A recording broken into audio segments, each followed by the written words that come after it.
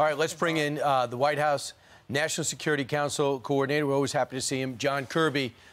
We have so much to talk about, from the gains Ukraine is making against Russia to that situation with Fiona, as well as what's going on with North Korea. First off, what we woke up to, what we heard about last night and woke up to today, North Korea sending ballistic missiles, intercontinental missiles over Japan. First time in 5 years they're doing this. Did you guys have advance notice on it? What's the message you get from it? We certainly monitor their testing capabilities as best we can, Brian. I won't go into more detail here on national TV, but we're watching this obviously very, very closely. Certainly, we tracked this particular missile. We're still doing some analysis on it so we can better understand exactly what capability they put in the air yesterday. But we've been in close contact with our allies and partners, particularly the South Koreans and the Japanese, as you might imagine. And obviously, we condemn this launch, and it's a violation of UN Security Council resolutions. We're going to continue to make sure that we have in place in the Indo-Pacific the kinds of capabilities that we need to defend ourselves and our allies. Yeah. John, is this a different kind of missile? Because I was reading one of the reports today from overseas, and it said this particular intercontinental ballistic missile went further than any missile they'd ever done before. Is it the same thing they've shot off before? Did they just start getting better at it, or what? You're right. This one went a longer distance than we've seen in recent weeks and months. We're still doing the analysis right now to make sure that we completely understand what capability is that they fired here before we make any pronouncements about it. But this is a program, and I think it's important to remember every time they do one of these launches, some are successful, some are not, some are only partially successful. But each time they do this, they learn, they get better, they get more capable, and that's what makes us want to stay vigilant, make sure that we've got the capabilities ourselves in the region to, as I said, to defend our national interests and those of our allies. All right, so Russia's occupied 4 regions in Ukraine last week, and Ukraine is building momentum now. They have taken back 2 of those occupied areas back from Russia. What does this mean going forward? Yeah, if I could, Ainsley, just a small correction there. They didn't occupy these four regions. They illegally tried to annex them. They conducted these fake votes, these sham referenda, as we call it, to try to gain some sort of fig leaf of political legitimacy over these 4 regions, Donetsk, Luhansk, Zaporizhia, and Kherson, those last 2 down in the south. These are areas that have been in active fighting in the last few months, particularly there in the northeast in the Donetsk region. You saw just over the last couple of days, over the weekend, the Ukrainians took back a town called Liman, which is a rail hub that the Russians were using to supply and replenish their forces, particularly in that Donbass region. So what Mr. Putin's trying to do is he's trying to gain some sort of political foothold where he knows he can't hold a military presence for very long. The Ukrainians have been on the offense, not just there in the northeast, but certainly in the south. They're making some incremental gains down in the south near Kherson. And what you're going to see from us, and I think you're going to, even in just coming days, you're going to see us continue to provide security assistance to the Ukrainians, the kinds of weapons and capabilities that they have been using to win back their territory in those 4 areas, and we expect that they'll continue to do so going forward. The story in the New York Times today that they looked at the so-called tactical nukes and how they might be implemented on the battlefield, and there is no way. They said there's about 200 small nuclear arms that Russia has, and all their options are risky. And it's going to blow, any type of radiation is going to go more than likely blow back in their own country. And the most they could do is make certain sections of Ukraine uninhabitable. So is this all bluster? Didn't you guys war game this out when you thought about using tactical weapons, or thought about how did we do this? And isn't it impossible to really use them effectively? Brian, we are taking the threats that Mr. Putin is putting out there, and has been, quite frankly, for the last 7 months with respect to weapons of mass destruction and nuclear weapons. We take those very seriously. We have to.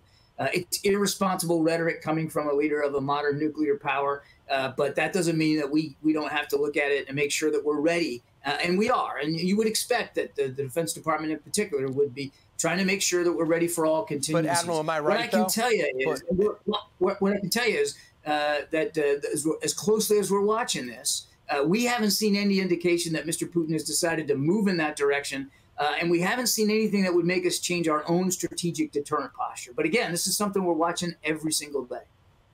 Is it true that I was reading an article that said Ukrainian forces in the south destroyed 31 Russian tanks and 1 multiple rocket launcher? They couldn't confirm that. Is that confirmed now?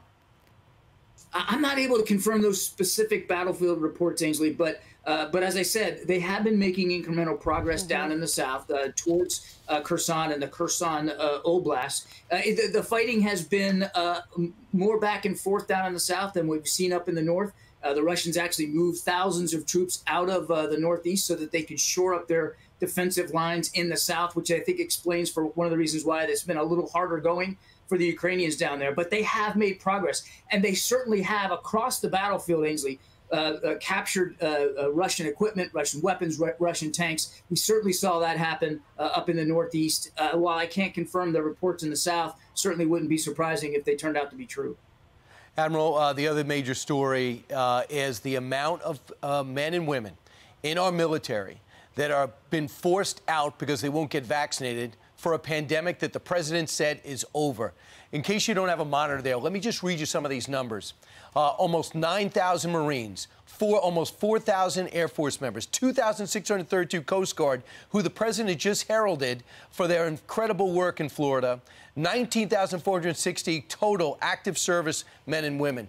You as an admiral who knows what it takes and the sacrifice you make to join the military, to get kicked out like this, can you possibly talk some sense into this White House to reverse policy? Well, I'll tell you, Brian, I mean, and you and I have talked about this quite some time over the last year or so.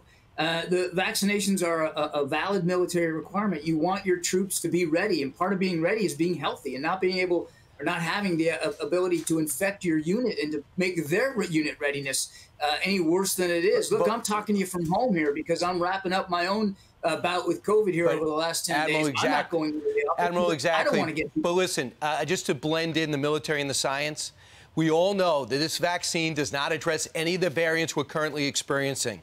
So therefore, there's minimal positive to getting it now, which is why you guys don't even talk about it.